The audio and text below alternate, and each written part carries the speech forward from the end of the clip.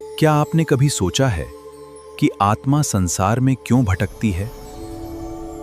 कौन सी शक्ति है जो जीव को जन्म मरण के अनंत चक्र में बांधे रखती है? और कैसे इन कर्मों से मुक्त होकर आत्मा अपने शुद्ध स्वरूप को प्राप्त कर सकती है? इन सभी गूढ़ रहस्यों का वैज्ञानिक और तात्विक समाधान मिलता है गोमटसार कर्मकांड।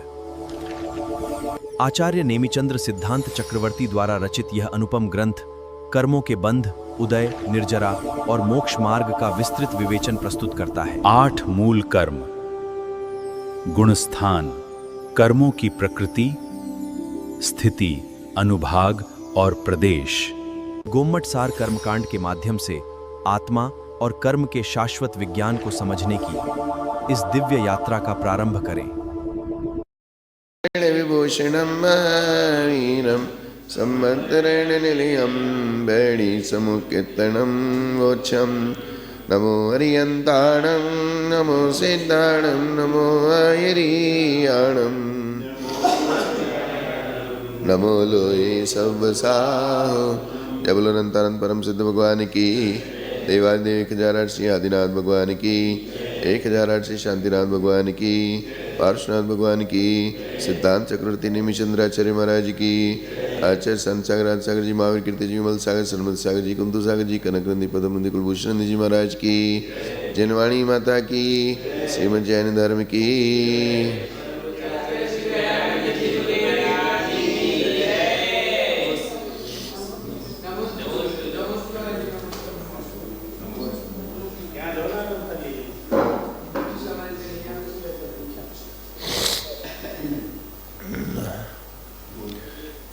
कल बताया था तीर्थंकर और आरक्तिक का जगन्य बंध कितना होता है? अंतः कोड़ा कोड़ी सागर।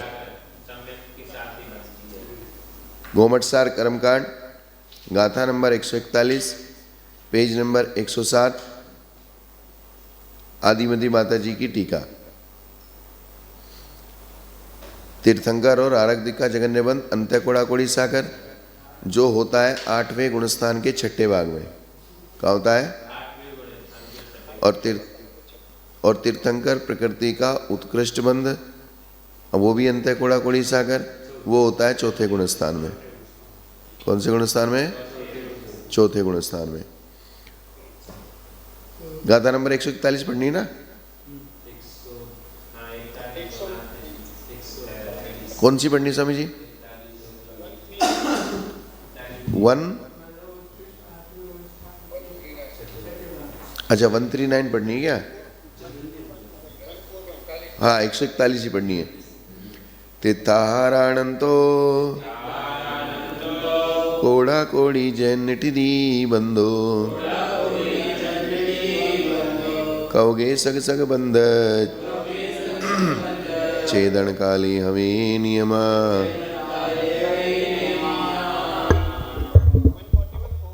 हाँ 42। तो तीर्थंकर और आरक्तिक का जगन्य स्थिति बंध अंतः कोड़ा कोड़ी सागर है। अंतः कोड़ा कोड़ी सागर के अनेक भेद हैं, इसलिए जगन्य का भी इतना ही प्रमाण है। यह जगन्य स्थिति बंध चपक श्रेणी वाले गुणस्थानों के अपने अपने बंध विच्छुत्ति के समय 8वें गुणस्थान के 6ठे भाग में नियम से होता है।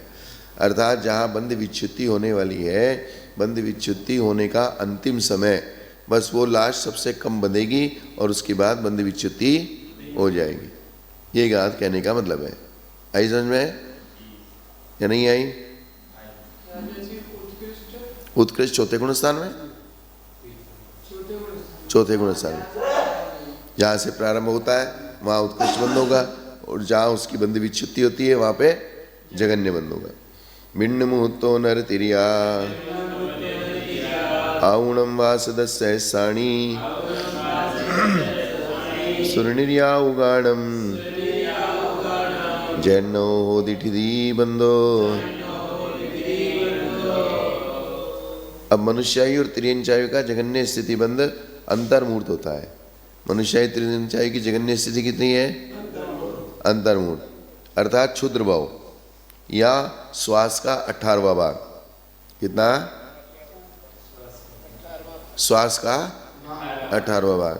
ये मनुष्य और तिर्यंचों की जो सूक्ष्म निगोदिया लब्ध पर्याप्तक जीव हैं या मनुष्य लब्ध पर्याप्तक हैं, जो उनके एक श्वास के 18 विभाग का यानी कि अंतर्मूर्त या उसको क्षुद्र भाव अर्थात सबसे छोटा भाव। क्षुद्र भाव क्यों कहते हैं? सबसे छोटा भाव, सबसे हीन भाव, जगन्य स्थिति, अंतर्मूर्त। अंतर्मूर्त का मतलब कौन सा वाला अंतर्मूर्त? क्षुद्र भाव वाला। क्षुद्र भाव, क्षुद्र यानी कि सबसे छोटा, सबसे हीन, इससे छोटा कोई भाव नहीं है।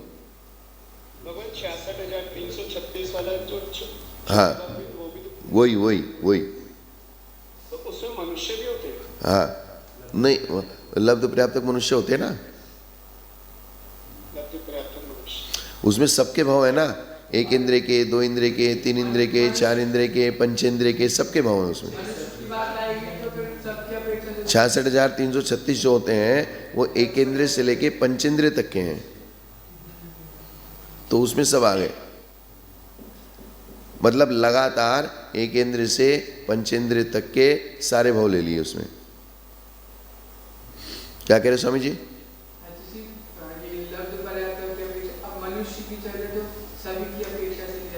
हाँ, मनुष्य का मतलब जो मनुष्य है, ढाई द्वीप में होते मनुष्य।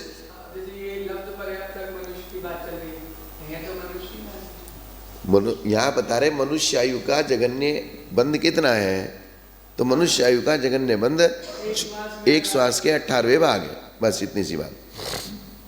अब वो मनुष्य कहाँ होता है उसको अपन ढूंढेंगे जीव कांड में। उसको कहाँ ढूंढेंगे? जीव कांड में ढूंढेंगे। यहाँ सिर्फ ये बताया, जैसे उसमें तत्वासूत्र में सूत्र आया ना भाई, मनुष्यों की जगन्य आयु अंतर्मूर्त और देवों की नारकियों की जगन्य आयु 10,000 वर्ष, 10 वर्ष सहस्राणी। वहाँ क्या है? 10 वर्ष सहस्राणी, हाँ, जगन्य आयु। हाँ, ऐसा मतलब आपकी आयु जैसे 100 साल की है तो 100 साल मनुष्य प्रेम में रहोगे, 100 साल के बाद मर जाओगे, ये आयु खत्म हो गई, अगली आयु में जाओ, ऐसा। उत्कृष्ट बता दी ना पहले। हाँ, उत्कृष्ट आयु एक पूर्व कोटि की, मनुष्य और 3 पल्ले की, कितनी? तो भोग भूमि की अपेक्षा उत्कृष्ट आयु 3 पल्ले की और जगन्य आयु अंतर्मूर्त की। शेषाणम पज्जतो बादरीन्द्रियो विशुद्धो ये बंदति सौ जहन्नम सग सगो कस्य पड़ी भागो। उपयुक्त गाथाओं में कथित 29 प्रकृतियां, 5 ज्ञानावरण, 4 दर्शवण, 5 अंतराय, यश कीर्ति, उच्चगोत्र, साताविद्नी, संजलन, चतुष्क, पुरुषवेद, तीर्थंकर, आरग्दिक और 4 आयु के बिना, क्योंकि इनका तो बता दिया। तो बाकी जो बची शेष 91 प्रकृतियों में से वैकृक सटक 91 बची थी ना, अलग की थी अपन ने, 91 अलग की थी, तो 91 प्रकृतियों में से वैकृक सटक और मिथ्यार, ये 7 को छोड़ दो। इन 7 के बिना हो गई 84। 7 के बिना कितनी हो गई? तो 84 प्रकृतियों का जगन्य स्थिति बंध यथा योग्य विशुद्धता का धारक बादर एकेंद्रीय जीव करता है। कौन करता है? बादर एकेंद्रीय पर्याप्तक जीव, और वो भी विशुद्धता का धारक। इसका मतलब बादर एकेंद्रीय में भी विशुद्धि होती है कि नहीं? बादर एकेंद्रीय में जो विशुद्धि होती है उस विशुद्धता का धारक बादर एकेंद्रीय पर्याप्त जीव करता है 84 प्रकृतियों का। बादर एकेंद्रीय में भगवान पेड़ पौधे आ सकते हैं? हाँ, सब आएंगे, पेड़ पौधे आएंगे, पृथ्वी आएंगी, जल आएगा, वायु आएगा। बादर का मतलब पृथ्वी, जल, अग्नि, वायु, वनस्पति, 5 आएंगे। और निगोदिया बादर भी आ सकते हैं? हाँ, निगोदिया बादर भी आएगा। जैसे ये जो 923 जीव का वर्णन करता है, हाँ, वो इसी विशुद्धि के आधार पर हो सकते हैं? हाँ, वो तो क्या बताया उन्होंने, कभी कभी एक रूटीन पे चलते चलते कभी परिणामों की ऐसी विशुद्धता स्वाभाविक होती है, वहां करने से कुछ नहीं होता। क्या? जैसे आप एक इंद्रिय में हो, करने के लिए, सोचने के लिए तो कुछ है ही नहीं, ना वे सोच सकते हैं, ना सोच के उनकी विशुद्धि कम ज्यादा होती है। वो स्वाभाविक रूप से कर्म का जो उदय चल रहा है, कर्म का जो उदय चलता है, वो उदय आता आता कभी मंद उदय आ जाता है। हाँ, रूटीन में जो कर्मों की लाइन चल रही है, वो जैसे आपकी भी कर्मों की लाइन चल रही है। कभी कभी स्वाभाविक रूप से जब मंद उदय आ जाता है तो आप शांत बैठे हो, बिना कुछ सोचे, बिना कोई कुछ करे। एक आपने सोच विचार करके अपनी विशुद्धि को बनाया है। क्या? ज्ञान पूर्वक आपने अपनी विशुद्धि को बनाया है, कषायों को मंद किया है, ये तो मन का काम है। और एक इंद्रिय आदि पर्याय में एक इंद्रिय, दो इंद्रिय, तीन इंद्रिय, चार इंद्रिय और असंगी पंचेंद्रिय तक, चूंकि मन वहां पे नहीं है, तो उनकी जो विशुद्धि है वो विशुद्धि या संक्लेश उनके पर्याय जनित है और रूटीन में चलती है। जैसा जैसा उनको निमित्त आदि मिलता है, जैसे जैसे उनके शरीर की वेदना आदि होती है, तो उस हिसाब से उनको उस प्रकार से संक्लेश या विशुद्धि होती है। मतलब ज्ञान पूर्वक विशुद्धि संक्लेश नहीं होता उनको। नहीं, ज्ञान तो है लेकिन मन नहीं है। ज्ञान काम नहीं करता ऐसा भी नहीं है, क्योंकि उनको कुमति ज्ञान, कुशुद्ध ज्ञान बताया कि नहीं बताया? तो फिर वो बिना काम करे मिथ्या तो पड़े वहां, वो कर रहे हैं जब भी तो पड़े वहां, ऐसा कहने का मतलब है। तो ये और अपनी अपनी उत्कृष्ट स्थिति का प्रतिभाग करके त्रैरासिक विधान से जो प्रमाण प्राप्त हो वो जगन्य स्थिति का प्रमाण आ जाएगा। अब यहाँ पे ये देखो चार्ट बनाया है, ज्ञानावरणादि, मति ज्ञानादि 5 प्रकृतियां, 30 कोड़ा कोड़ी और अंतर्मूर्त। कितना? उत्कृष्ट 30 कोड़ा कोड़ी और जगन्य अंदर। अब दर्शनावरणी की निद्रा निद्रा, प्रसला प्रसला, स्त्यान गृद्धि, इनकी 30 कोड़ा कोड़ी, सागर, उत्कृष्ट स्थिति और जगन्य स्थिति 3/7 सागर। 3/7, क्योंकि 70 कोड़ा कोड़ी मैक्सिमम है। कितनी है? 70 कोड़ा कोड़ी। तो उसका त्रैराशिक करना पड़ेगा। त्रैराशिक जो 55 में सबसे आसान गणित था भाई, 5 रुपए के 10 आम, तो 10 रुपए के कितने आम? ये गणित हमेशा बचपन से सिखाया गया है कि नहीं सिखाया गया? उसको ऊपर नीचे वो मल्टीप्लाई करना पड़ता है ना। तो इसको त्रैराशिक बोलते हैं। इसको क्या बोलते हैं? त्रैराशिक। त्रैराशिक का मतलब होता है 2 राशियां हमको पता है, तीसरी राशि पता नहीं। 5 रुपए में 10 आम आते हैं, 5 रुपए में 10 आम आते हैं, तो 10 रुपए में कितने आम आएंगे? 10 गुना 5। हाँ, क्या 10 आम आते हैं, तो 10 आम 5 रुपए में 10 आम आते हैं, तो 10 रुपए में कितने आम आएंगे? तो लेकिन इसको मल्टीप्लाई करना पड़ेगा ना ऊपर नीचे पहले। उसका गणित क्या है? यहाँ पर ऐसे कर सकते हैं 100 को कितने? वो तो कुछ भी कर लो, 10 × 10/5, तो 10 × 10/5 ऐसे लिखना पड़ेगा इसको। क्या करना पड़ेगा? नहीं, तो 5 से 10 कट जाएगा, 5 दूनी 10 और 10 दूनी 20, तो 10 रुपए के 20 आम आएंगे। ये फार्मूला हो गया। इसको त्रैराशिक बोलते हैं शास्त्र की भाषा में, जो हमने बचपन से स्कूलों में सबसे पहले सिखाते हैं बच्चों को। आई ना समझ में? ये बात है। अब 70 कोड़ा कोड़ी की जगन्य स्थिति अंतर्मूर्त बनती है। अब इसको कैसे लिखो? 70 कोड़ा कोड़ी की स्थिति कितनी बनती है? अंतर्मूर्त। तो 30 कोड़ा कोड़ी की स्थिति जगन्य कितनी बनेगी? ये जगन्य है, तो 70 कोड़ा कोड़ी वाले कर्म की अंतर्मूर्त है। 70 कोड़ा कोड़ी वाले कर्म की कितनी है? अंतर्मूर्त है। तो 30 कोड़ा कोड़े वाली की जगन्य स्थिति कितनी बनेगी?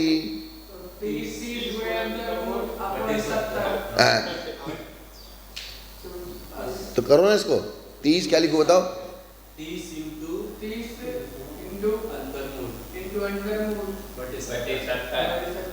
बटे 70, तो 0 से 0 चली गई, तो 3/7 अंतर्मूर्त हो गई। कितनी हो गई?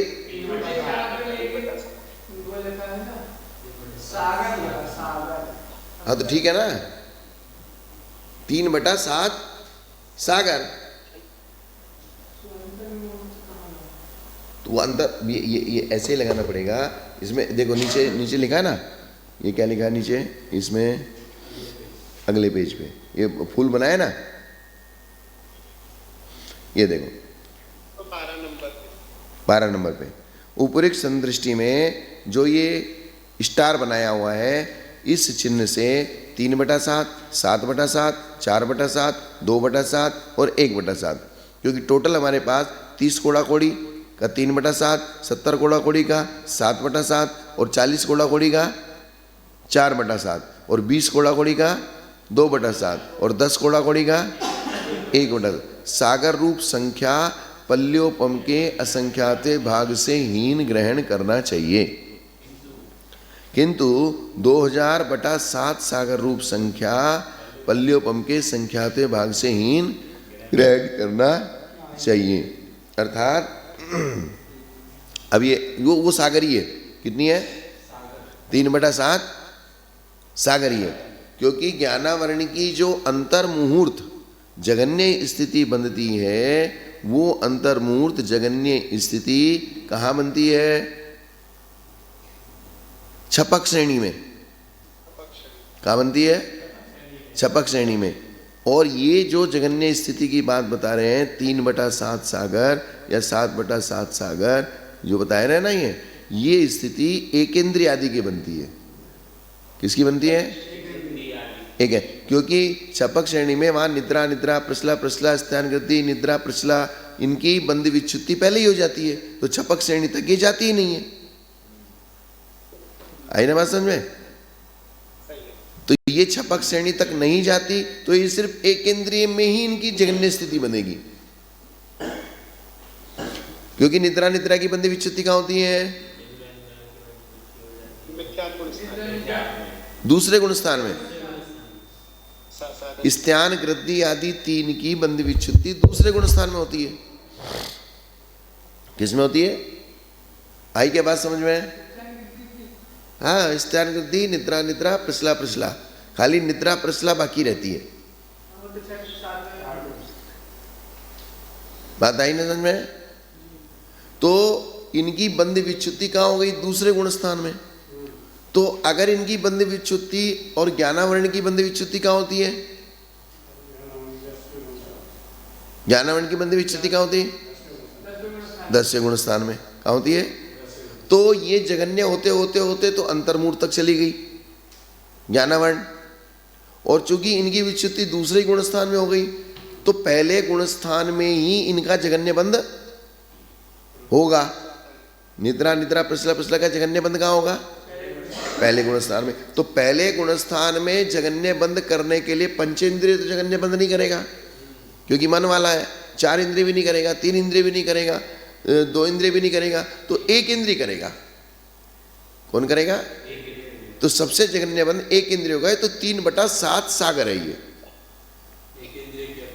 1 इंद्रिय की अपेक्षा कितनी?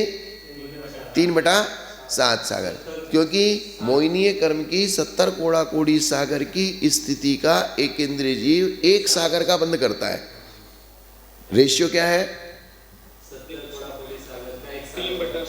70 कोड़ा कोड़ी सागर जो पंचेंद्रिय करता है, तो 70 कोड़ा कोड़ी सागर का एक इंद्रिय कितना बंद करता है? 1 सागर। 1 सागर यानी कि 7/7। उसमें लिखा ना, 3/7, 7/7, 4/7, 2/7, 1/7। कितना करेगा?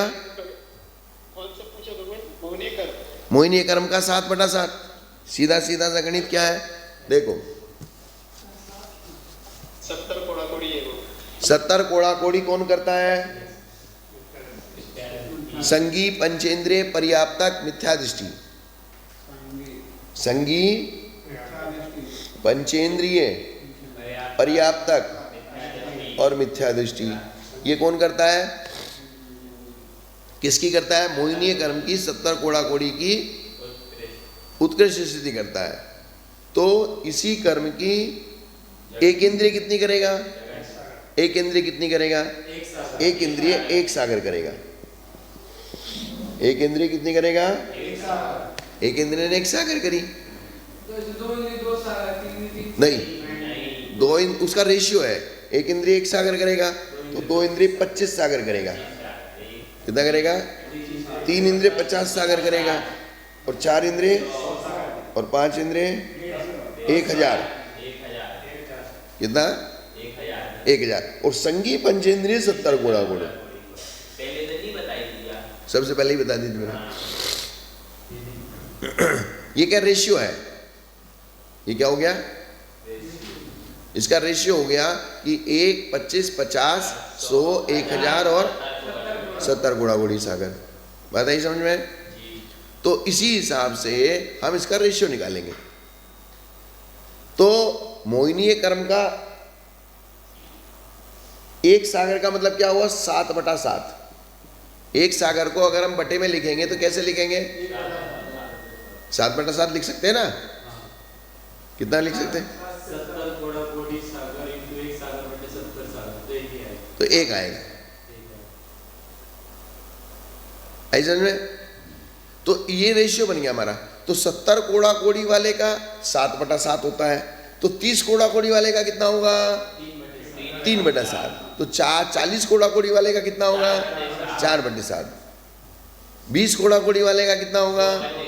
10 कोड़ा कोड़ी वाले का कितना होगा? तो इसलिए वहां नीचे क्या लिखा है?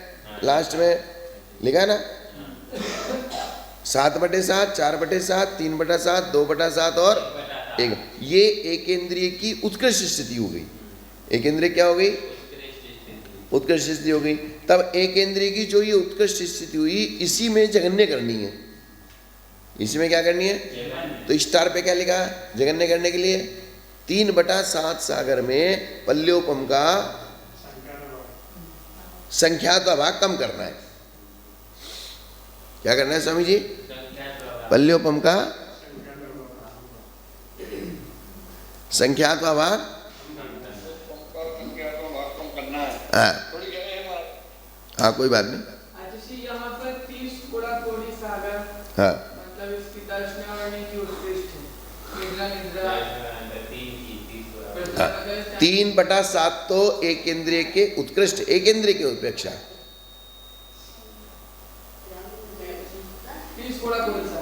30 कोड़ा कोड़ी सागर उत्कृष्ट संगी पंचेंद्रिय की अपेक्षा। एक मिनट शांति सुन लो। 30 कोड़ा कोड़ी का उत्कृष्ट किसके हैं? और 3/7 किसके हैं? एक इंद्रिय के। जैसे एक इंद्रिय के 70 कोड़ा कोड़ी संगी पंचेंद्रिय के उत्कृष्ट है और एक इंद्रिय के 1 सागर उत्कृष्ट है। 2 इंद्रिय के 25 सागर उत्कृष्ट है। 3 इंद्रिय के 50 सागर उत्कृष्ट है। 4 इंद्रिय के 100 सागर मैक्सिमम है और असंगी पंचेंद्रिय के 1000 सागर मैक्सिमम है और संगी पंचेंद्रिय के 70 कोड़ा कोड़ी सागर मैक्सिमम। हाँ, उसके बाद 2 इंद्रिय के वो उसी हिसाब से लगाना पड़ेगा ना। 3/7 का 25 गुना कर लो। 3/7 का 25 गुना करना पड़ेगा आपको, क्योंकि एक की अपेक्षा वहां 25 है ना। एक की अपेक्षा कितना है? 25 है। तो एक इंद्रिय का 1 है, 2 इंद्रिय का 25 है, तो कितना गुना हो गया? ये हो जाएगा 25 गुना हो गया ना, सीधा सीधा। 75 तो 3/7 का 25 गुना कर लो। जो भी आए आंसर आपका है। हाँ बस सीधा सीधा सा गणित है। और ये यहाँ पे जगन्य कैसे निकाल के रखा? जगन्य में जैसे 3/7 उत्कृष्ट है। 3/7 उत्कृष्ट है। सबसे ज्यादा 70 कोड़ा कोड़ी सागर है। वो पंचेंद्रिय के, हाँ। तो एक इंद्रिय के उत्कृष्ट कितना है? एक इंद्रिय के 3/7। पंचेंद्रिय के मैक्सिमम 30 कोड़ा कोड़ी, तो पंचेंद्रिय के जगन्य कितनी? अंतर्मूर्त। पंचेंद्रिय के जगन्य कितनी? अंतर्मूर्त। अब एक इंद्रिय के 3/7 उत्कृष्ट, तो एक इंद्रिय के जगन्य कितनी? 3/7 में पल्योपम का असंख्यात भाग कम। ये 4 मैटर हो गए ना। कितने मैटर हो गए? सब जीवों की जगन्य और सब जीवों की उत्कृष्ट। जगन्य उत्कृष्ट। पंचेंद्रिय की जगन्य उत्कृष्ट कितनी? असंगी पंचेंद्रिय की जगन्य उत्कृष्ट कितनी? 4 इंद्रिय की जगन्य उत्कृष्ट कितनी? 3 इंद्रिय की जगन्य उत्कृष्ट कितनी? 2 इंद्रिय की जगन्य उत्कृष्ट कितनी? ये तो समझ में आ गया। तो अब इसको ऐसा करो, देखो मैं बताता हूं। ये देखो मैं चार्ट बना देता हूं उसका। इसका चार्ट आपको समझ बनेगा। एक इंद्रिय, एक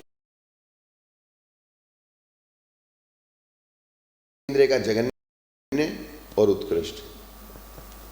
तो एक इंद्रिय का उत्कृष्ट कितना? 3/7। तो जगन्य कितना? 3/7 में पल्योपम का असंख्यात भाग माइनस कर दो तो ये जगन्य हो गया। 3/7 माइनस पल्योपम का असंख्यात। 3/7 एक इंद्रिय की अपेक्षा दिया है। हाँ जगन्य। हाँ, क्योंकि जगन्य सामान्य से भी 3/7 से ज्यादा नहीं बनेगी, क्योंकि ये निद्रा निद्रा प्रकृति है। ये कौन सी प्रकृति है? और निद्रा निद्रा की विच्युति कहाँ हो जाती है? दूसरे गुणस्थान में। तो अगर ये 10वें गुणस्थान तक जाती तो ये अंतर्मूर्त तक जगन्य हो जाती। अब चूंकि ये 10वें गुणस्थान तक जाती नहीं है तो इनकी जगन्य एक इंद्रिय में ही बनेगी। जगन्य किसमें बनेगी? एक इंद्रिय में ही जगन्य बनेगी, क्योंकि इनकी विच्युति दूसरे गुणस्थान में हो जाती है, आगे जा ही नहीं रही। तो जगन्य होने के लिए परिणामों की विशुद्धि चाहिए, तो विशुद्धि होने के लिए आगे का गुणस्थान चाहिए। तो आगे के गुणस्थान में इनका बंध होता नहीं है। आगे के गुणस्थान में इनका बंध होता नहीं है, तो फिर क्या करें? तो फिर तो संसार में ही पंचेंद्रिय की अपेक्षा सबसे जगन्य स्थिति बंध एक इंद्रिय को होता है। संसार में चारों गतियों में सबसे जगन्य बंध किसको होता है? एक इंद्रिय। लेकिन अगर सम्यक दृष्टि आदि को प्राप्त होकर छपक, या तो छपक श्रेणी में होता है जगन्य बंध। कहाँ होता है? छपक, या फिर एक इंद्रिय को होगा। किसको होगा? जो छपक श्रेणी तक जाएगा उसका जगन्य बंध छपक श्रेणी में होगा, और जो छपक श्रेणी में नहीं जाएगा उसका जगन्य बंध एक इंद्रिय को होगा। उसका जगन्य बंध किसको होगा? एक इंद्रिय को होगा। ऐसा सिस्टम है ये। तो अब एक तो बात समझ में आ गई क्या? आदि आदि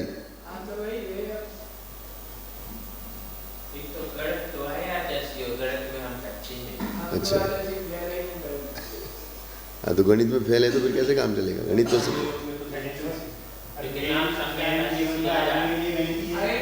गणित तो थोड़ी बहुत आओगे, लेकिन कोड़ा कोड़ी सागर एक बार समझ लो इसको चार्ट में सब।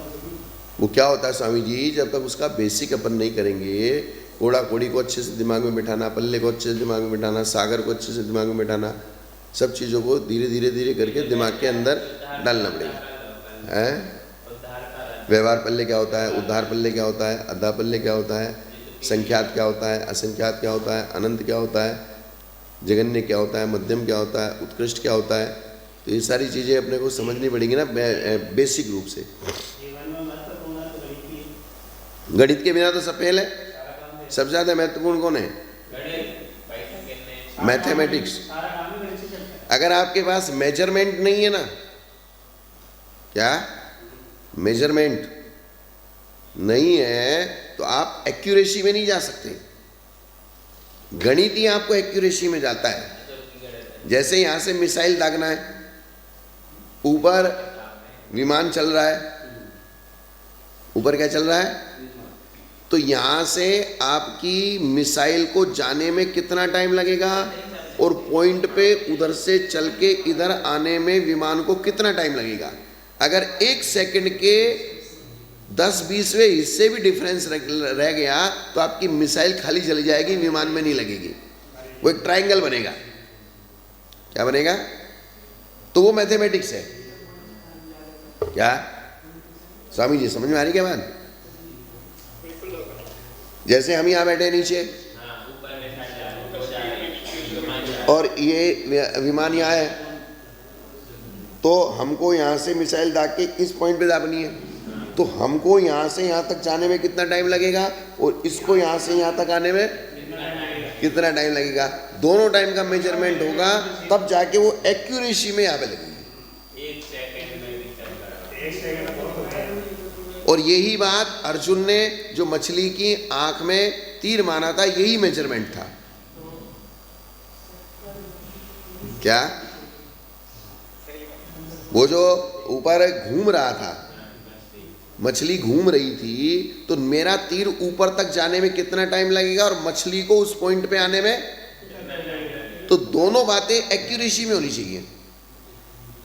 अगर वहां 1 सेकंड का 100वां हिस्सा, कितना 1 सेकंड के 100 हिस्से होते हैं ना, तो उसका भी अगर फर्क रह गया तो आपका तीर एक्यूरेसी पे जहां जाते हो वहां नहीं लगेगा।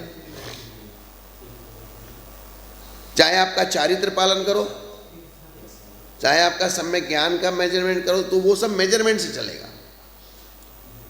अर्थात आपकी एक्यूरेसी नहीं आई तो अधैकरण, अपूर्वकरण और अनिवृत्तिकरण परिणाम नहीं बनेंगे।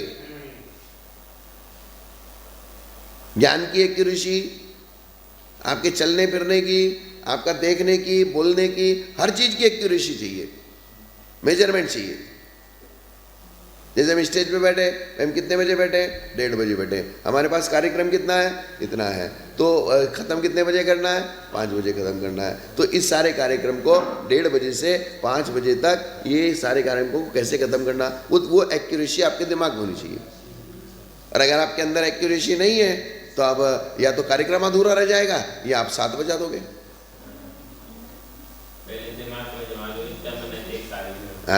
या तो कार्यक्रम अधूरा रह जाएगा और या फिर आप लेट कर दोगे, लोगों को खाना नहीं मिलेगा, या लोग वो तो जैसे लेट हो गए लोग भग जाएंगे, तो भग जाएंगे, आपका काम अधूरा रह गया। इसलिए हर चीज में एक्यूरेसी चाहिए। और एक्यूरेसी अपन ये कह के अलग नहीं हो सकते कि हमको गणित नहीं आता। और जिसको गणित नहीं, जैसे बॉडी है, बॉडी का भी एक गणित है। मेरे पेट में मैंने क्या खाया, बॉडी का निरीक्षण करना बहुत जरूरी है। मैंने क्या भोजन किया, आज किस वजह से मुझे पेट गड़बड़ हुआ, दर्द हुआ, या सिर में दर्द हुआ, या छाती में दर्द हुआ, तो इसका रीजन क्या हो सकता है, वो मेजरमेंट आपको निकालना पड़ेगा। और वो मेजरमेंट आपके अंदर नहीं रहेगा तो फिर गड़बड़ हो जाएगी। क्या हो जाएगी? हाँ, देखना जरा, दिव्य का फोन आ रहा है।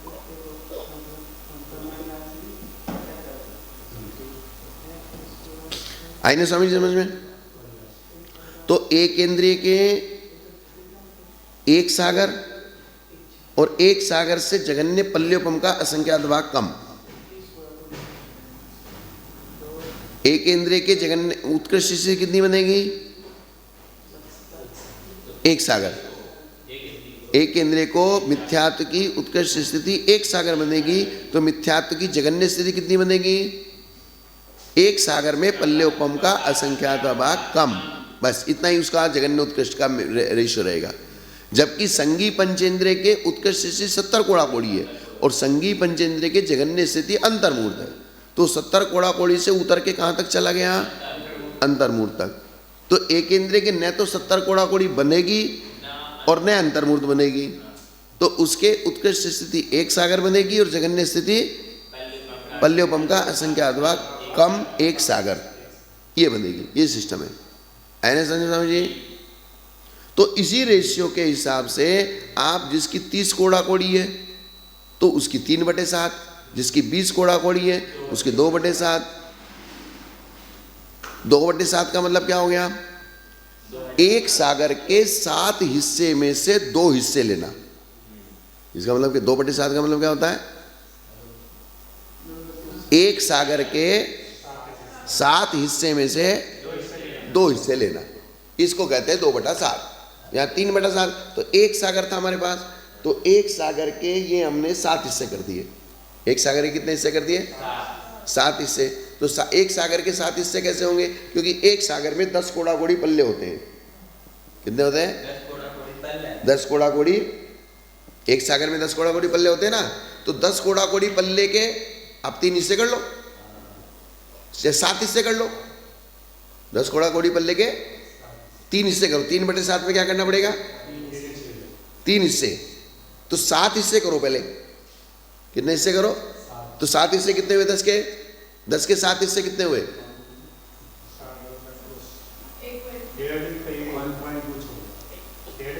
हाँ, लगभग 1.5 होगा।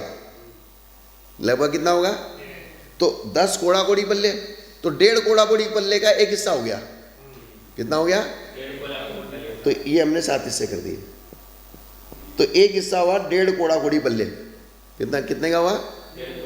1.5 कोड़ा कोड़ी पल्ले का होगा। तो लेने में कितने हैं? 3। तो 4.5 कोड़ा कोड़ी पल्ले बांधेगा।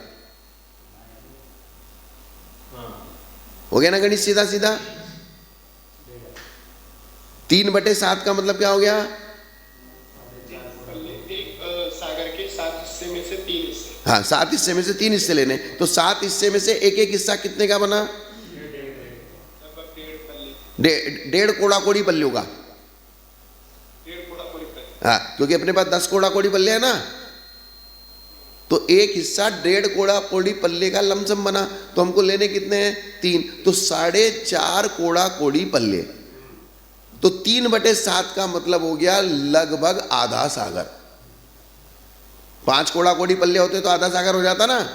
10 कोड़ा कोड़ी पल्ले का 10 कोड़ा कोड़ी पल्ले का पूरा सागर। तो 4.5 कोड़ा कोड़ी पल्ले का लमसम आधा सागर से थोड़ा सा कम।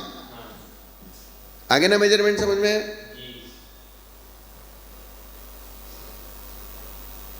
भाई 1/2 का मतलब क्या है?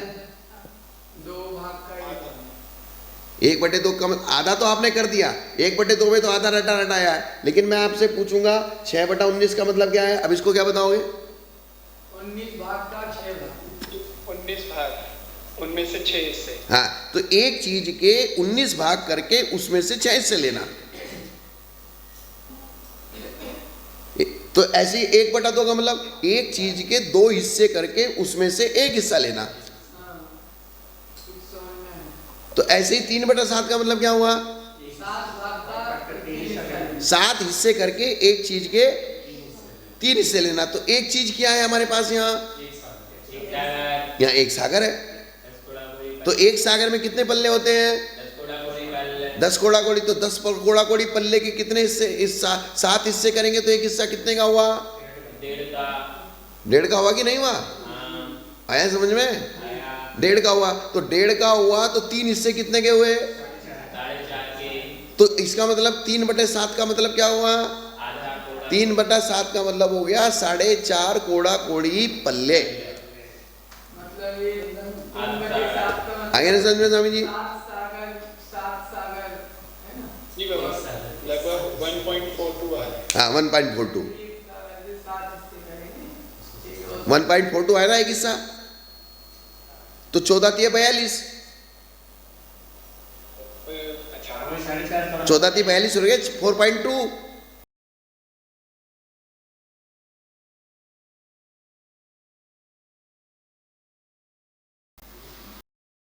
1.43 है।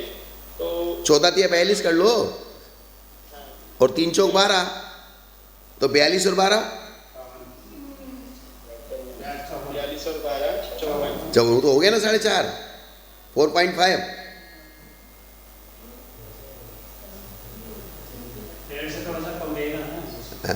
तो 1.43 है ना, 1.5 से कम रहेगा ना। 15 7 105 होते हैं, जबकि है हमारे पास 1, तो आधा बढ़ रहा है वहाँ, तो उस आधे को कम करना पड़ेगा ना। आगे समझ में है? 4.29। हाँ, 4.29 आ गया।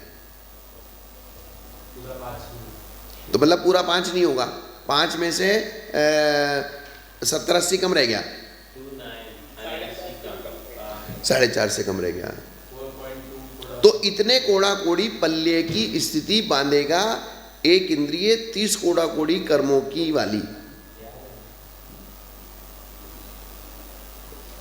तो अपने को ये समझ में आ गया ना 3/7 का मतलब क्या है? आगे ना समझ में 3/7 का मतलब? तो इसी प्रकार से जो 20 कोड़ा कोड़ी वाले कर्म है तो उसमें से भी हमें 7 हिस्से करने हैं, लेकिन उसमें से 2 हिस्से लेने हैं।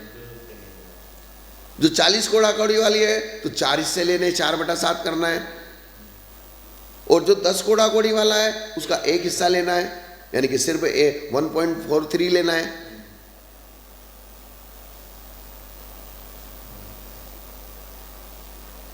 लेकिन हमेशा एक कोड़ा कोड़ी सागर का ही हिस्सा लेंगे। हाँ, क्योंकि एक सागर का लेना है ना। एक इंद्री की लेना है जगह में। एक हमें क्या करना है कि जब अपने पास 70 कोड़ा कोड़ी सागर है, कितना है? 70 कोड़ा कोड़ी सागर है, तो 70 कोड़ा कोड़ी का एक सागर बचा। एक इंद्रिय कितना बचा? तब एक के हिस्से करने के लिए हमको क्या करना पड़ेगा? एक के हिस्से तो होते नहीं है। एक के हिस्से होते हैं क्या? नहीं हो सकते। तो फिर हमारे पास चीज क्या है? एक सागर है, तो एक सागर को हमने पल्ले बना लिया। तो एक सागर कहाँ से आया? ये तो बताया ना, ये चीज जो है, जैसे उन्होंने अब आप पूछोगे 70 कोड़ा कोड़ी कहां से आया, प्रमाण है। तो यही एक सागर भी आगम प्रमाण दे दिया। नहीं तो ये जगन्ने के अलावा लिया है क्या? एक सागर एक इंद्रिय के उत्कृष्ट बनती है। अच्छा, उसमें से जगन्ने निकाला है। और नहीं, उसमें से जगन्ने नहीं निकाला है। मेरी बात समझो, प्रत्येक जीव के जगन्य स्थिति भी बनती है और उत्कृष्ट स्थिति भी बनती है। जगन्य उत्कृष्ट हर कोई भी जीव है, 3 लोक में जितने भी जीव हैं, सब अपनी अपनी कैपेसिटी के अनुसार उत्कृष्ट भी बांधेंगे और जगन्य भी बांधेंगे। अब चर्च एक सामान्य जगन्य उत्कृष्ट क्या? तो सामान्य जगन्य उत्कृष्ट हो गया 70 कोड़ा कोड़ी और अंतर्मूर्त। सामान्य जगन्य उत्कृष्ट क्या हो गया? 70 कोड़ा कोड़ी से ज्यादा तो अर्थात 70 कोड़ा कोड़ी से ज्यादा कोई भी जीव 3 लोक में बांधता है क्या? नहीं बांधता। और अंतर्मूर्त से कम 3 लोक में कोई भी जीव बांधता है क्या? ये हो गया सामान्य। अब इसमें हम पर्टिकुलर जीव की अपेक्षा लगा रहे हैं। भाई हमने कहा कि संगी पंचेंद्रिय पर्याप्त तक के जगन्य उत्कृष्ट कितनी बनती है, तो संगी पंचेंद्रिय पर्याप्त तक के उत्कृष्ट 70 कोड़ा कोड़ी और जगन्य अंतर्मूर्त। फिर हम आए बोले एक इंद्रिय की जगन्य उत्कृष्ट कितनी बनती है, तो एक इंद्रिय के उत्कृष्ट एक सागर और जगन्य एक सागर में पल्योपम का असंख्यात भाग कम करो। आगे समझ में? अब हमने पूछा 2 इंद्रिय के जगन्य उत्कृष्ट कितनी बनती है, तो 2 इंद्रिय के उत्कृष्ट 25 सागर और जगन्य 25 में से पल्योपम का असंख्यात भाग कम करो। बोले 3 इंद्रिय के जगन्य उत्कृष्ट कितनी बनेगी, 50 सागर, और 50 सागर में पल्योपम का भाग कम। फिर 100 सागर में पल्योपम का असंख्यात भाग कम। फिर 1000 सागर में पल्योपम का असंख्यात भाग कम। अर्थात उसमें सिर्फ इतना सा लेना, मतलब जैसे यहाँ पे तो सब जीवों की अलग अलग निकालनी पड़ेगी ना। जैसे ये अपन ने मान लो निद्रा इत्यादि हाँ 30 कोड़ा कोड़ी सागर उत्कृष्ट लिया, हाँ पंचेंद्रिय की अपेक्षा, हाँ और 3/7 ये लिया अपन ने जगन पंचेंद्रिय की अपेक्षा। एक इंद्रिय की अपेक्षा। पंचेंद्रिय में तो अंतर्मूर्त बनेगी, शेषाणाम अंतर्मूर्ता।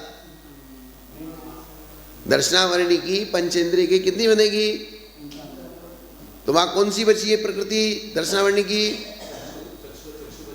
तो चक्षु चक्षु का कितना बनेगा, अंतर्मूर्त बचेगा।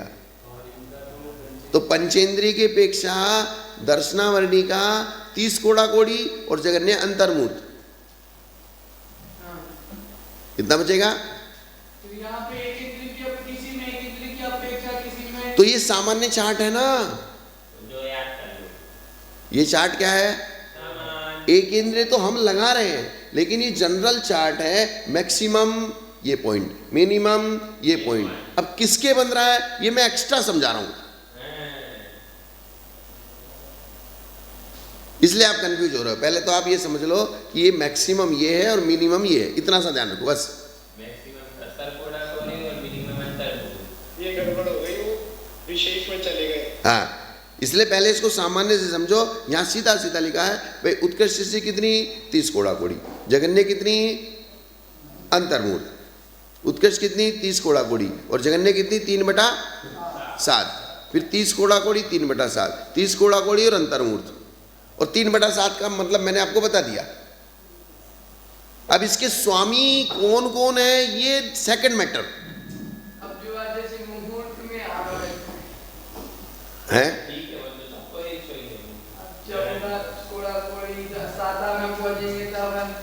मुहूर्त में आ रहा अब वेदनीय का एक मिनट मैं बता रहा हूँ ना, तो पहले सिर्फ ये संख्या समझ लो कि 15 कोड़ा कोड़ी और 12 मूर्त कितना, तो साता वेदनी। अब साता वेदनी का जगन्य बन का अपरा द्वादश मूर्ता वेदनीय से, अपने तत्व सूत्र का सूत्र पढ़ा कि नहीं पढ़ा, तो वहां क्या लिखा अपरा द्वादश मूर्ता, तो वेदनी का कितना हुआ 12, तो वेद साता वेदनी में, साता वेदनी का किसका, साता वेदनी का क्यों हुआ, क्योंकि साता वेदनी वहां तक बनती है तो छपक श्रेणी में बनेगी, और असाता वेदनी है छपक श्रेणी में बनती नहीं है, इसलिए उसका 3/7 सागर, वो एक इंद्रिय की अपेक्षा ले गए। आप समझ में आया, अब ये कुछ समझ में आ रहा नहीं, इतना ये समझ में आ गया कि जहाँ पर यहाँ एक इंद्रिय की अपेक्षा से जगह में वहाँ ली है जिनकी गुण स्थान शुरू हाँ, तो वो आगे जा ही नहीं रहा, और जिनके ऐसा है जो मतलब आगे तक जाएंगे उनका, तो उनकी स्थिति और कम हो जाएगी। अब एक की बंदी विच्छित्ति हो रही है 10वें गुण स्थान में, और एक की बंदी विच्छित्ति हो रही है पहले गुण स्थान में, पहले वालों की तो पहले में तो मैक्सिमम जितनी बनती है वही लेनी पड़ेगी ना। एक इंद्रिय की अपेक्षा से ही लेना पड़ेगा। हाँ, आई ना स्वामी जी समझ में। अब साता वेदनी का 15 कोड़ा कोड़ी और 12 मूर्त, असाता का 30 कोड़ा कोड़ी और 3/7 मूर्त। अब उसके 3/7 सागर, 3/7 अर्थात असाता वेदनी 3/7 सागर से कम नहीं बन सकती,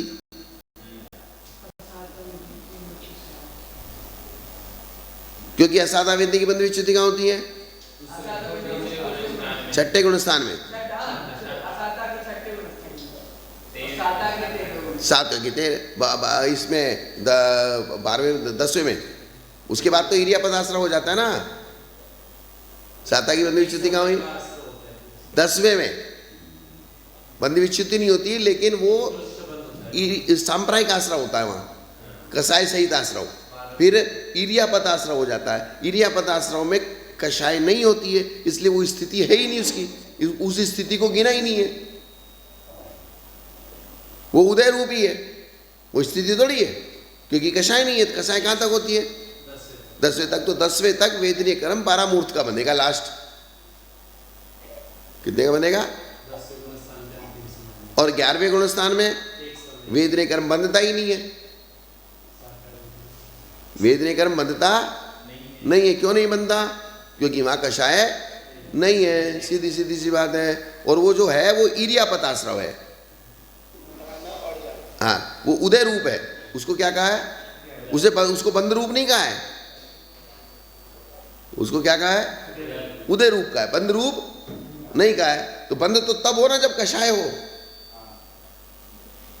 उसमें स्थिति पड़ेगी तो बंद होगा, और स्थिति नहीं पड़ेगी तो बंद कैसे होगा, इसलिए उसको 10वें गुण स्थान में ही 12 मूर्त लाश कर दिया। इसलिए जगन्य स्थिति क्या बता दी, 12 मूर्त की। अब मिथ्यात का 70 कोड़ा कोड़ी सागर, अब मिथ्यात तो मिथ्यात में ही रहेगा, 70 कोड़ा कोड़ी और 7/7, तो 7/7 का मतलब क्या हो गया, एक सागर। तो 7/7 में भी पल्योपम का संख्यात भाग कम और करो, तो एक सागर तो उत्कृष्ट है ना। एक सागर क्या है, किसको, एक इंद्रिय को, तो उसकी मिथ्यात्व की जघन्य निकालनी ना, तो जघन्य निकालने के लिए क्या आप करना पड़ेगा? एक इंद्रिय में ही एक सागर में पल्योपम का असंख्यात भाग और कम करना पड़ेगा, ये उसकी मिनिमम है। मिथ्यात्व की मिनिमम स्थिति 7/7 में पल्योपम का असंख्यात भाग कम करना। अनंतानुबंधी की 40 कोड़ा कोड़ी तो 4/7, ये 40 का सब कितना हो गया? 4/7। लेकिन संजलन क्रोध का 40 कोड़ा कोड़ी 2 मास, क्योंकि संजलन क्रोध कहाँ तक जाएगा? 9वें गुण स्थान तक जाएगा, तो 2 मास, 1 मास, 1 पक्ष और अंतर्मूर्त। आए समझ में? दिक्कत हो गई? आप तो सुना लो, हम लेकिन बहुत ज्यादा कंफ्यूजन है। इसका स्वामी जी चार्ट बनाना पड़ेगा, एक चार्ट बना लो इसका सीधा सीधा सा, तो काम बन जाएगा।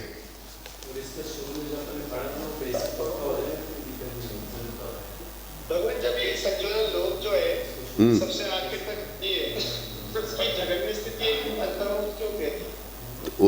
लास्ट तक वो तो जो अपन ने कहा ना, मोहिनीय कर्म का जगन्य स्थितिबंध अंतर्मूर्त है, तो मोहिनीय कर्म में कौन से कर्म का स्थितिबंध अंतर्मूर्त है? नहीं तो इसको तो टाइम ज्यादा चाहिए पड़ेगा ना, ऊपर 10वें गुण स्थान तक जाने के लिए। तो लास्ट तक ये रही बची ना, लास्ट तक कौन बचा? संजोलन लोग लो बचा, और जितना लास्ट तक बचेगा उतनी विशुद्धि ज्यादा बढ़ती जा रही है ना। अच्छा, ये कुछ समय धन्यवाद के समय की है। हाँ, जैसे जहां पे संजलन क्रोध है वहां 2 मास है, 2 मास है। अब और आगे बढ़े, यानी कि 9वें गुणस्थान के आगे और बढ़े, जितना 9वें गुणस्थान का एक एक समय आगे बढ़ेगा तो विशुद्धि बढ़ेगी। एक भाग है, 5 भागों में है ये। हाँ, तो 5 भागों में, तो एक भाग आगे बढ़ गया तो विशुद्धि ज्यादा हो गई ना, तो विशुद्धि ज्यादा हो गई तो 2 मास की जगह 1 मास रह गया। इधर से विशुद्धि बढ़ रही है, तो जो जो प्रकृति आगे आगे जाएगी, 8वें से ऊपर जो प्रकृति जाएगी, 9वें से ऊपर जो प्रकृति जाएगी, 10वें से ऊपर जो प्रकृति जाएगी, तो उसकी, क्योंकि 8वें 9वें 10वें गुणस्थान में विशुद्धि बढ़ती हुई है। विशुद्धि क्या है? बढ़ती हुई है, तो कर्म का बंध घटता हुआ चलेगा ना, बंद घट जाए, गंध घटे, इसलिए 2 मास, 1 मास, 1 पक्ष, अंतर्मूर्त रह गया बाकी।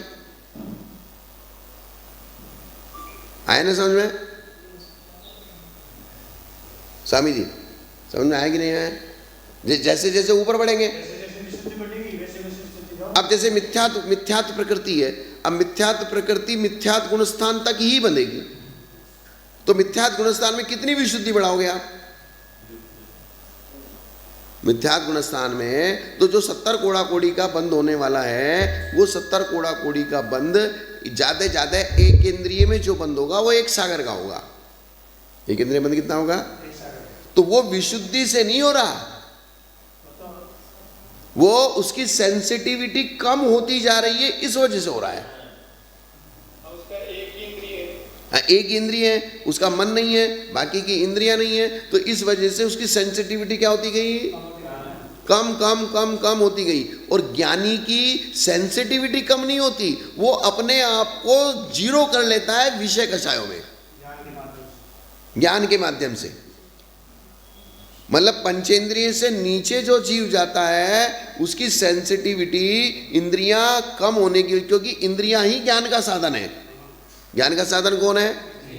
मति ज्ञान का साधन कौन है? इंद्रिय और मन, क्योंकि मति ज्ञान किससे होता है? इंद्रिय और मन से होता है। मति ज्ञान किससे हो रहा है? इंद्रिय और मन से होता है। और इंद्रिय पहले मन कम हुआ, फिर एक इंद्रिय कम हुई, फिर एक इंद्रिय कम हुई, फिर एक इंद्रिय कम हुई, तो इस वजह से उसका स्थितिबंध कम होता चला गया।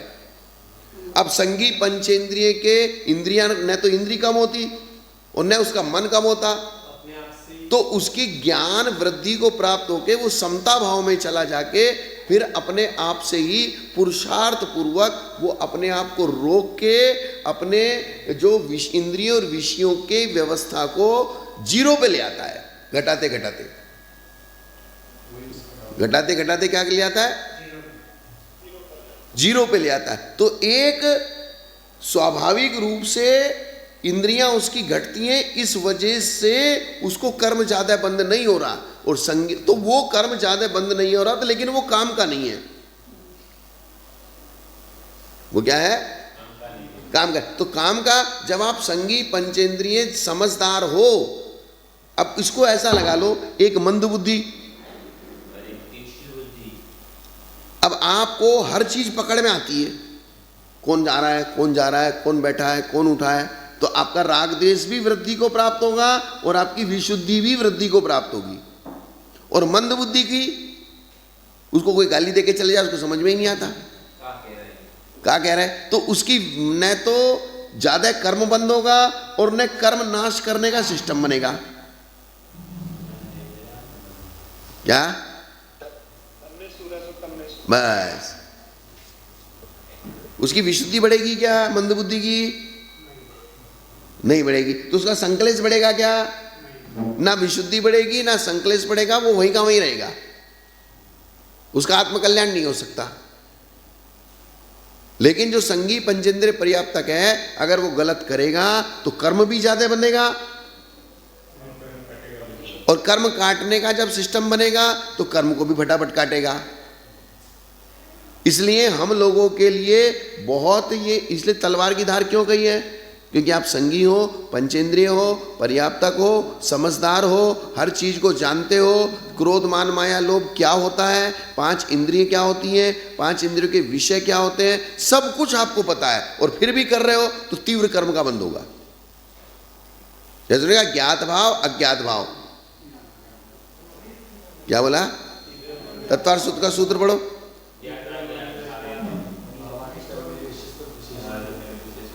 तत्वार सूत्र का सूत्र, अब जैसे कुछ लोग कहते हैं स्वाध्याय करे ही नहीं तो अच्छा नहीं, गलत बात है, प्रमाद है। नहीं तो ज्ञान ही नहीं होगा, विषय पाप कहां से होगा। तो पाप नहीं होगा तो पाप के काटने का भी सिस्टम नहीं होगा। पाप तो अनादिकाल से आत्मा में पड़े हैं।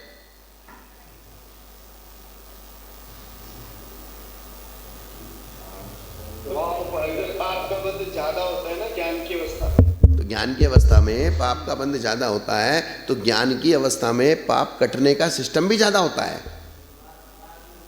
तीव्र मंद ज्ञाता ज्ञात भावाधिकरण वीर्य विशेषभ्य तद विशेषा। अब आपको मूर्ख बने रहना है तो फिर मूर्ख बन जाओ ना।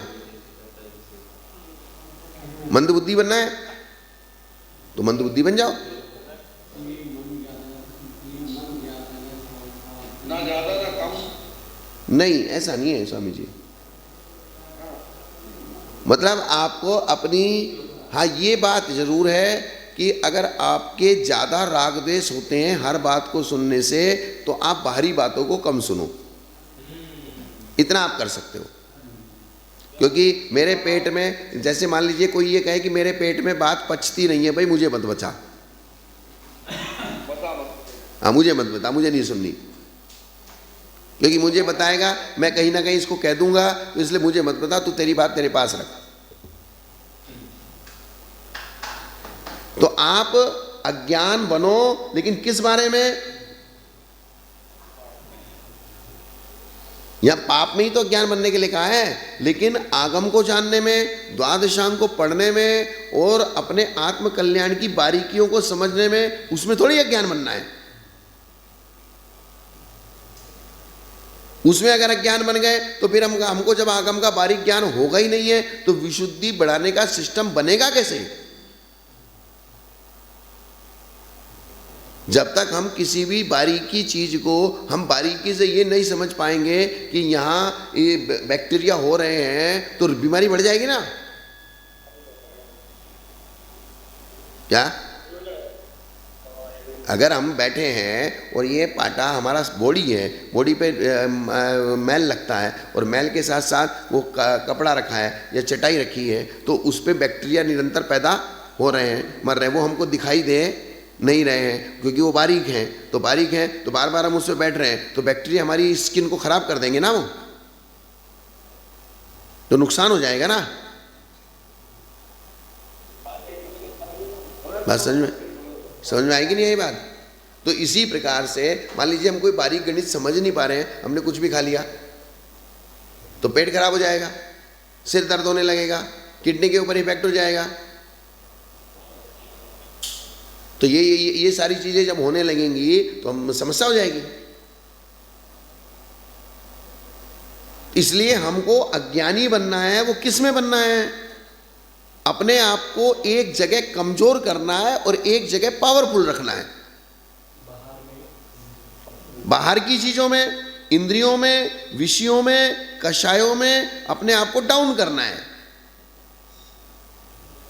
और आगम में, श्रुत ज्ञान में, द्वादशांग को समझने में, अपने चारित्र की चर्या को समझने में, जीवों को समझने में, बारीक से बारीक नहीं, कहीं भी हाथ नहीं लगाना। हर जगह सूक्ष्म जीव होते हैं, बिना पीछी लगाए हाथ नहीं लगाना, बिना पीछी लगाए खुजाना नहीं, बिना पीछी लगाए कोई भी चीज के हाथ लगाएंगे तो वहां जगह जीव जंतु का अंदेशा है। तो इसमें थोड़ी अज्ञान बनना है। अगर इसमें भी अज्ञान बनेंगे तो सब गड़बड़ हो जाएगा। मैक्सिमम उत्कृष्ट समता भाव और वीतराग भाव कब आएगा?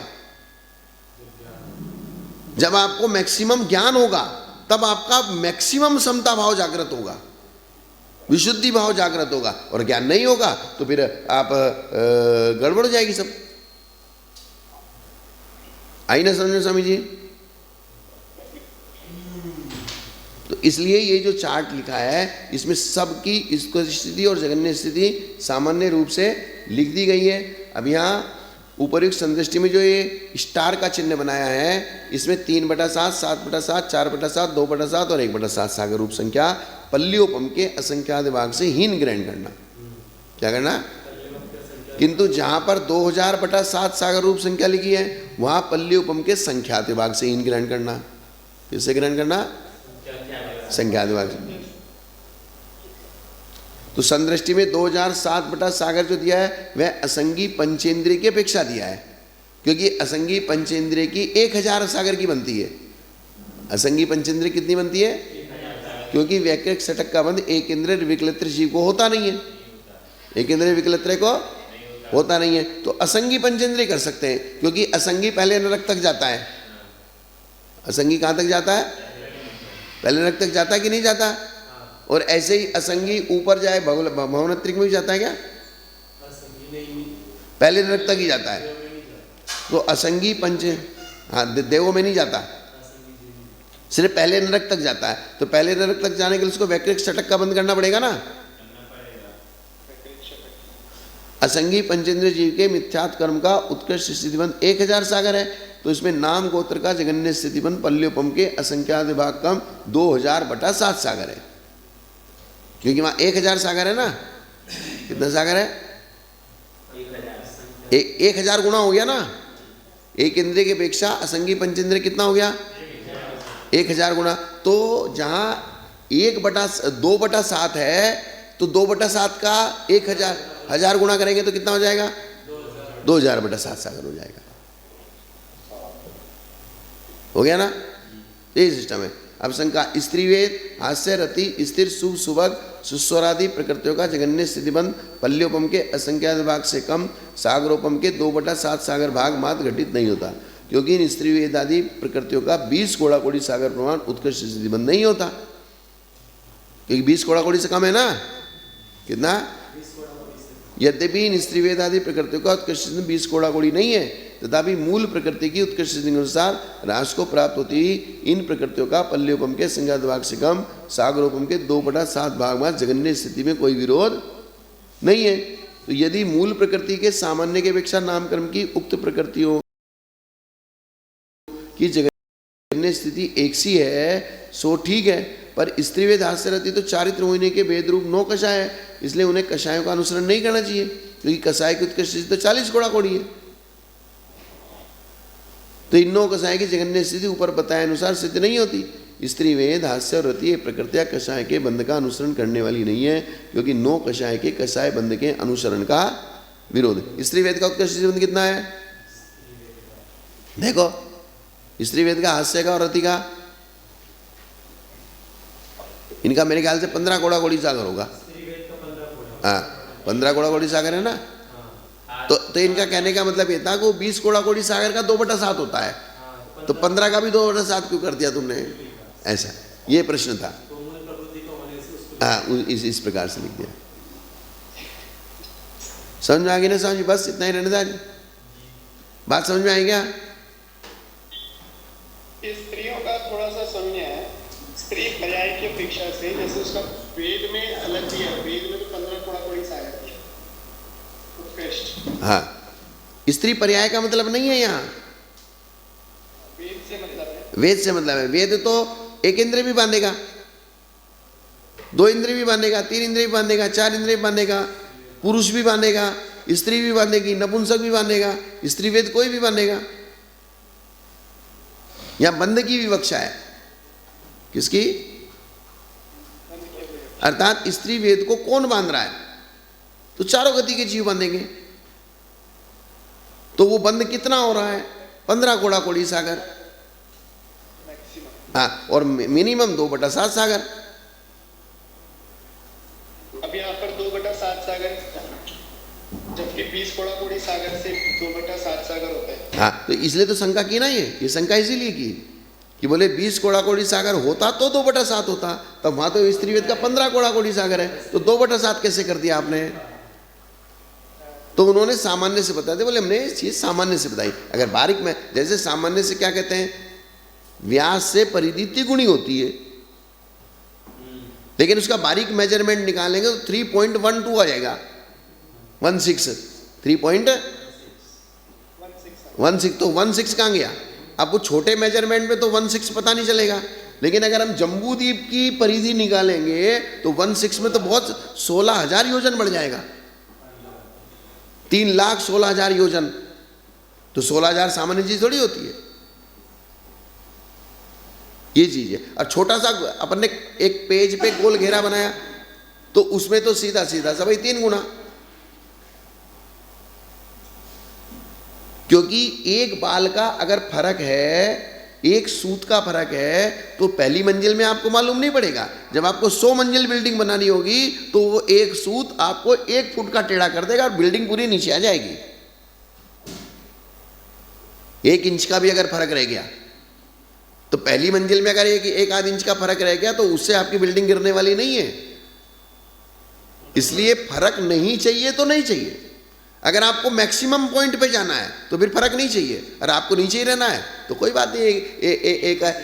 एक मंजिल में 1 इंच दीवार आड़ी टेढ़ी हो गई, कोई बात नहीं। लेकिन जिनको मुंबई में 100 मंजिल की और 200 मंजिल की बिल्डिंग बनानी है, वो तो एक बाल का भी फर्क नहीं रह सकता मेजरमेंट में। तब आपको यही रहना है कि ऊपर जाना है? क्या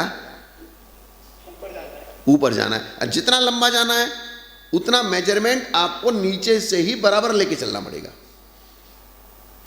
और अगर आपको ऊपर नहीं जाना, एक ही मंजिल, जैसे झोपड़ियां बनाते हैं तो झोपड़ियां में तो एक खाली झोपड़ियां बनाना, छप्पर डालना है, तो दीवार आड़ी टेढ़ी भी हो जाए, कुछ भी हो जाए, इससे फर्क क्या पड़ रहा है? ना उसके ऊपर वजन है ना उसकी ऊंचाई है। इसलिए मंद बुद्धि है, मंद बुद्धि के कम कर्म का बंद हो रहा है, ज्यादा नहीं हो रहा है, तो उससे कुछ हासिल होने वाला नहीं है। हाँ उसमें कोई विशेषता आने वाली नहीं है, लेकिन हमको लंबा जाना है। अब ट्रेन की स्पीड जितनी ज्यादा, अब ट्रेन धीरे धीरे चल रही है, 10 किलोमीटर की 20 किलोमीटर की स्पीड है, ठीक है, जरा सी पटरी आड़ी टेढ़ी जाए। अब ट्रेन को दौड़ाना 600 किलोमीटर की स्पीड से है। जापान में ट्रेन जो दौड़ती है, मेट्रो ट्रेन, वो 600 किलोमीटर की स्पीड से दौड़ती है। तब 600 किलोमीटर की स्पीड से ट्रेन दौड़ानी है तो फिर आपको ये साधारण ट्रैक पे नहीं जा सकती। तो इस बात से क्या सिद्ध हुआ? इस बात से ये सिद्ध हुआ कि अगर हमको लंबा चलना है और तो शुरू से ही एक्यूरेसी में चलना पड़ेगा। क्या करना पड़ेगा? शुरू से ही। और अगर आपको लंबा जाने का कोई मकसद नहीं है, यही रहना है, तो ठीक है भाई, जो कर लिया ठीक है, नहीं कर लिया ठीक है, फर्क क्या पड़ रहा है? मोक्ष तो जाना ही नहीं है। जब जाना नहीं है तो जो कर लिया ठीक है, नहीं कर लिया ठीक है। इसलिए शिथिलता आती। अब जिनको मोक्ष जाना है, एकल विहारी हैं, जिन कल्पी हैं, जंगल में रहते हैं, वो एक्यूरेसी में चलते हैं। वो किस में चलते हैं? एक्यूरेसी में चलते हैं। हम लोग तो ठीक हैं, सो गए, उठ गए, बैठ गए, चल लिए, खा लिया, जो मन में आया कर लिया, सो कर लिया। यहाँ कोई अपना गणित नहीं है। या विशेष रूप से हम ध्यान देते हैं?